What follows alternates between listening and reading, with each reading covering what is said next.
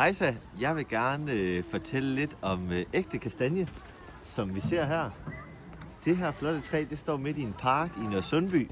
Også det, som de kalder for kælkemekka her omkring. Og jeg vil godt fortælle om træets vigtigste kendetegn i dens vintertilstand. Fordi ægte kastanje er et løvfældende træ, så det taber bladene og også frugterne om vinteren. Så hvordan kan man kende et ægte kastanje om vinteren?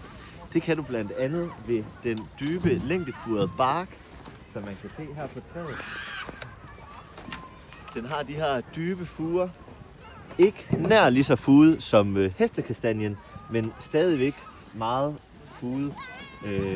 Det har nogle ar fra grene, der er blevet skåret af her, men det er fordi det er et parktræ, og det er blevet tilskåret. Udover kendetegnet på barken og selve træet, så har det også nogle tydelige kendetegn på årskuddet. Og hvis vi kigger på årskuddet her, kan vi se en tydeligt sympodial opbygning.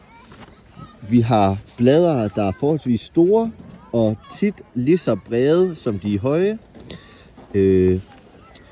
Knopperne er brune, og den har de her striber ned fra bladrene, som giver den en meget kantet udformning, som er tydelig kendetegn på ægte kastanje.